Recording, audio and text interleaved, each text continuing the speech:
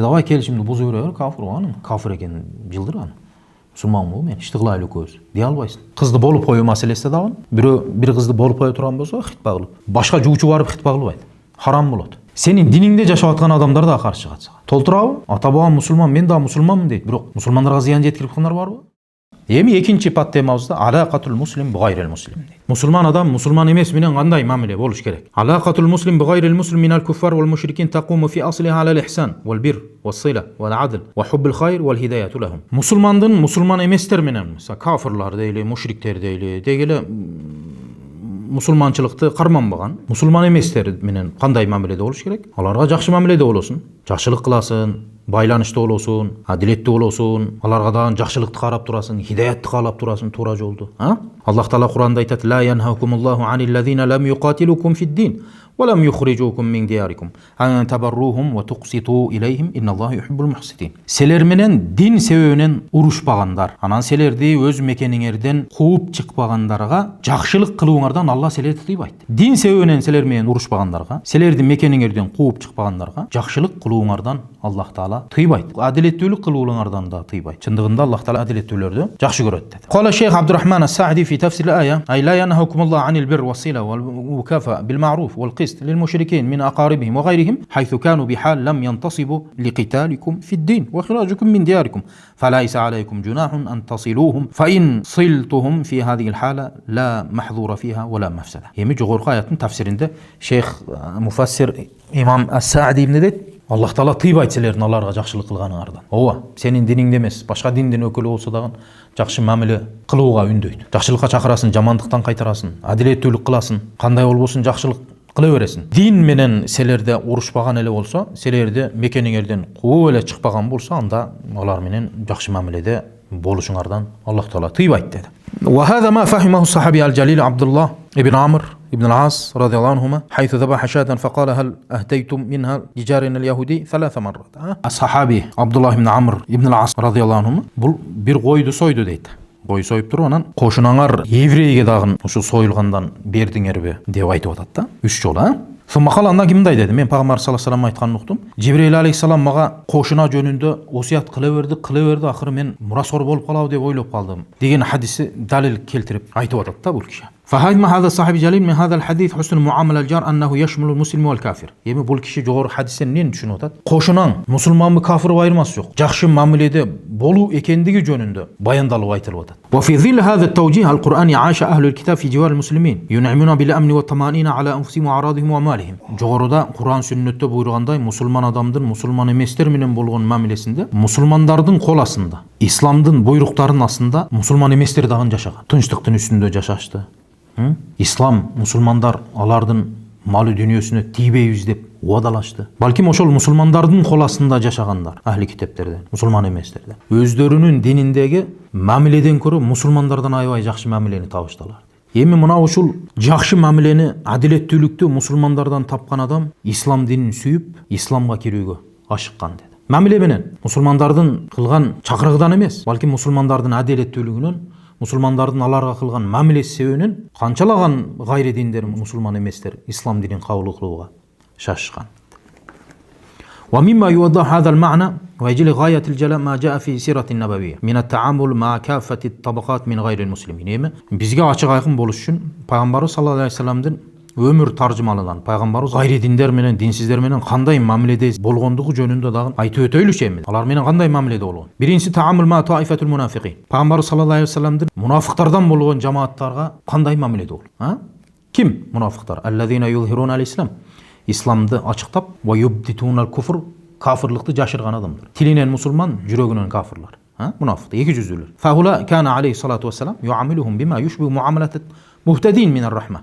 والرفق والإحسان ومقال إساء بالعفو أو الإحسان فكان يعاملهم على ظواهرهم دون ما بحث عما تكنه سرائرهم. Эми карагыла. Тили менен исламда ачыктап, жүрөгүдөн кафир болгон инсандарга Пайгамбар саллаллаху алейхи вассалам туура жолдогуларга мамиле кылгандай эле мамиле кылган дейт. Мусулмандарга кандай мамиле кылса, аларга дагы ошондой мамиле кылган. Мээримдүүлүк менен дагы мамиле кылган. Жумшактык менен да мамиле кылган. Жакшылыктарды кылып турган. Алардын жамандыгына жамандык менен кайтарган эмес, балким жамандыгын жакшылык менен кайтарып турган. Алардын сырты менен ичиндеги жашырылып жаткан нерселерге көңүл бурбай мамиле кылган. Сыртынан мусулманчылыкты ашкере кылып жашашты беле?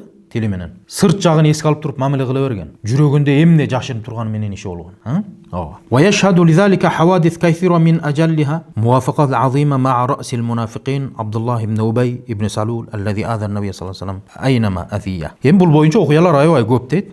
Ошолордун эң бир белгилүүлөрүн айтайлы. Бул ошол мунафиктардын башчысы ким эле?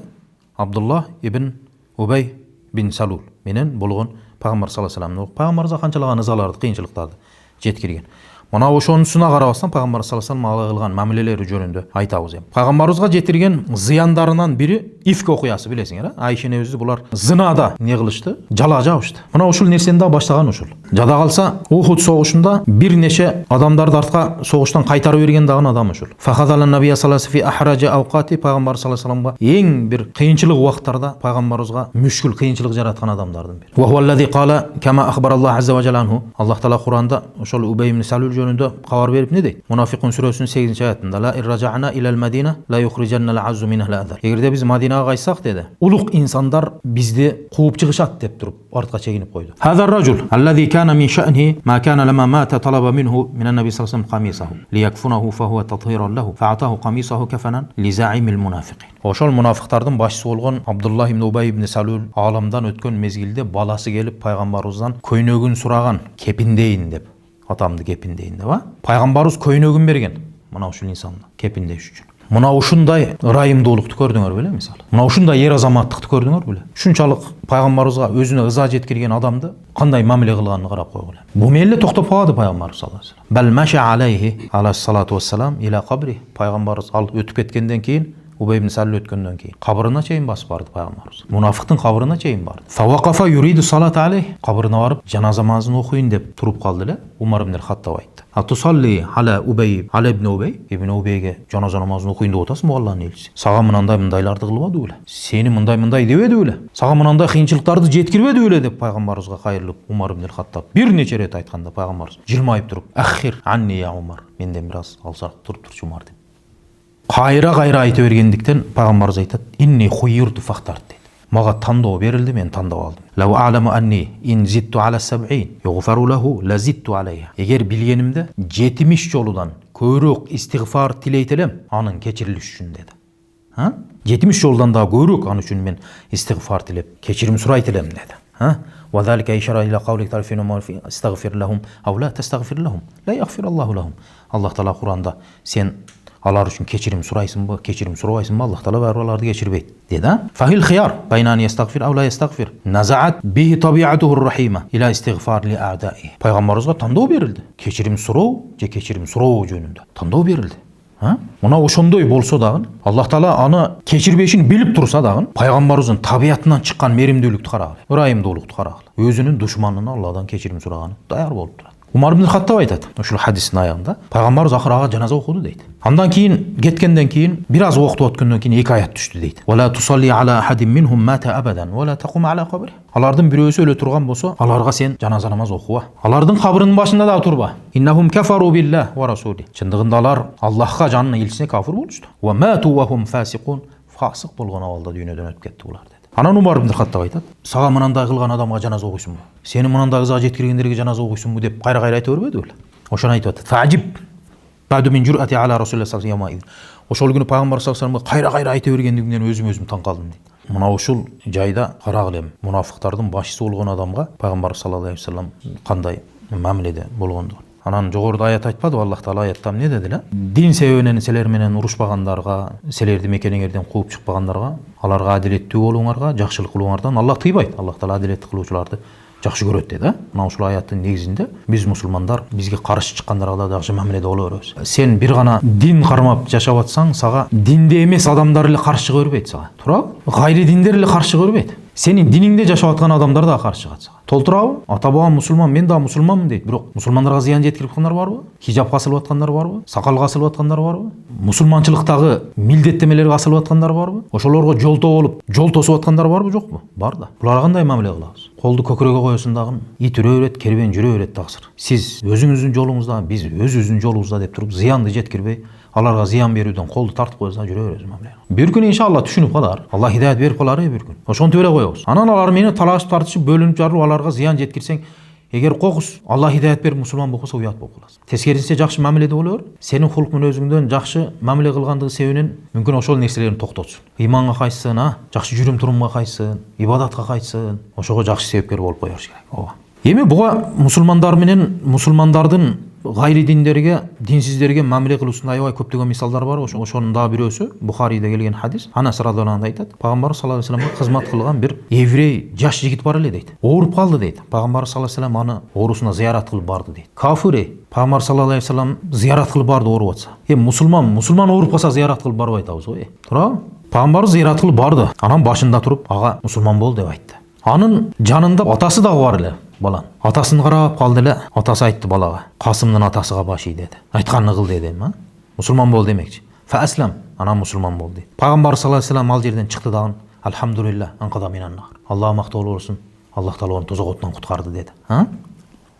Мына ушундай мамилелер. Сумма инна хусну муамалати алейхи салату вассалам лил мухалифин аллазина дахалу ма'аху ахдаху аw radu bi an ya'ishu tahta ri'ayati al-islam min awdah al-shawahid على سماحة الدين الحنيف وبناء على رعاية القاعدة الحرية فراية الإسلام صالحة لأن تنحق على رؤوس مختلفة في أقاعدهم متفاوتة على مرافق حياتها كنا Пайғамбар саллаллаху алейхи вассаламдын динге каршы чыгып жаткандарга дагы мына ушундай жакшы мамилелерин карагыла. Анысы менен биргеликте исламдын байрагынын түбүндө жашаган гайри диндерге дагы Пайгамбар саллаллаху алейхи вассалам өзгөчө бир жакшы мамиледе болгон, адилеттүүлүк менен мейримдүүлүк менен жакшы мамилелерди кылган. Вакад жара умара ал-ислам адилуна ala hadhihi sira fi muamalati ahli zimma. Мына ошондуктан ислам үммөтүндөгү адилеттүү падышалар дагы Пайгамбар саллаллаху алейхи вассаламдын ушул улуу өрнөгүдөн өрнөк алышып, зиммилерге дагы жакшы мамиледе болгон. Зиммилер кимдер десе, мусулмандардын арасында, исламдын байрагынын астында мусулмандар менен бирге жашаган мусулман эместерди зиммилер дейбиз. Келишим бар.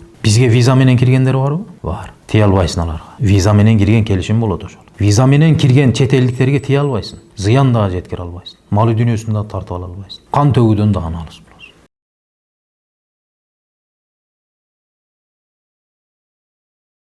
Мисалы Умар ибн ал-Хаттаб Амр ибн ал-Аска мына ушинтип кат жазган. Амр ибн ал-Ас ошол мезгилде Мисырдын падышасы эле. Не деп айтты? Сенин колуңда ахли зиммалар бар. Келишим түзүлгөн деди. Пайгамбар саллаллаху алейхи вассалам осиятына карап туруп мамиле кыла аларга деди.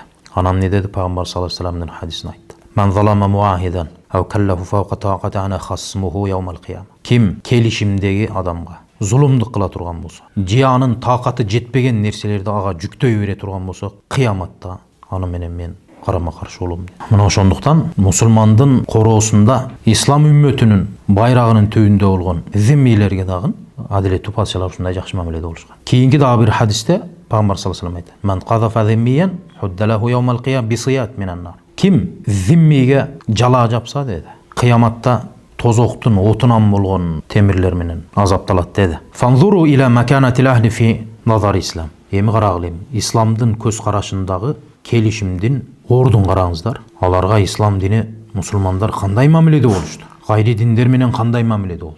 Жакшылык менен, мейримдүүлүк менен, адилеттүүлүк менен мамиле кылышты. Мына ошол мамиленин даамын татып калган көпчүлүк гайри диндер, динсиздер исламга келишкен деди. Лaqad adraka fuqahaul islam riayati shari'il islam li ahli zimma. Ислам шариятындагы алым фукахалар дагы зиммилерге аябай бир мамиле кылууда көптөгөн мээнеттерди аткарып кетишкен. Өкүм чыгарууда. Аларга кандай мамиле кылыш керек деген өкүм чыгарууда аябай бир жакшы өкүмдөрдү чыгарып кетишти. Алардын укуктары сакталсын деди. Укуктары тебеленип депселенбесин. Өкүм чыгарууда мусулман менен мусулман эместин ортосуну бирдей бөлүп койду. Пайгамбар саллаллаху алейхи вассалам хадисте ла бай'a ba'dukum ala bay'i ba'. Бириңердин содаңардын үстүнө сода кылбасын деди. Бирөөңөрдүн хитбасынын үстүгө башка бирөө хитба кылбасын деди. Хитба эмне? Бирөөңөр болуп койгон кыздын үстүнө бирөө келип жуучу келбесин. Бирөө сода кылса, анын үстүнө сода кылбасын. Калу, эми бул ушул хадистин шархында эмне дешти? Ал бай'а ala bay'i ghayril muslim dakhil fi zimmatil islam kal bay'i ala bay'il muslim. Мусулман эмес адамдын содасынын үстүнө сода кылуу мусулмандын содасынын үстүнө сода кылбоого буйруйт деди. Демек айырма жок деди. Сен мусулмандын үстүнө сода кылбай атасың ба? Содасынын үстүнө сода. Гайри диндин үстүндө содасынын сода кыла бербе. Буга боло берет кафир да дебейсиң дейт да. Жуучулук маселесинде дагы, кызды болуп коюу маселесинде дагы бирөө бир кызды болуп кое турган болсо хитба кылып, башка жуучу барып хитба кылбайт. Харам болот. Мына ошондой эле зимми хитба кылып койгон, гайри диндер болуп койгондун үстүнө дагы боло берет да буга. Боло берет да кафир да дей албайсың. Мына ошол жерде укук бирдей деди. Түшүндүңбү? Экөө тең арам болот. Мусулмандын соодасынын үстүнө дагы соода кыла албайсың. Кафирдин соодасынын үстүнө дагы соода кыла албайсың. Давай келишимди буза бере бер, кафир анын. Дей албайсың. Бүттүбү соода? Сура. Сен биринчи. Тиги менен соода бүттүбү же алам деп атабы? Жок, бүттү, албай турган болду десе, онда сен баалаша бер. Жок, келишим бүтө элек азыр. Келишип атабыз десе, анда алардын соодасына аралашпа. Давай ана кафир экенин жылдыр аны. Мусулманмын мен, ишти кылайлы экөөбүз. Дей албайсың. Жөн туруп турасың соода бүткүчө деді. Мына ушунчалык деңгээлде сыйлады ислам дини алардын укуктарын, мамилелерин карагыла эми. Демек, ислам дини бизге үндөп келет, гайри диндер менен дагы жакшы мамиледе болууга үндөйт. Ва ахиру дa'wana алхамдулиллахи rabbil alamin.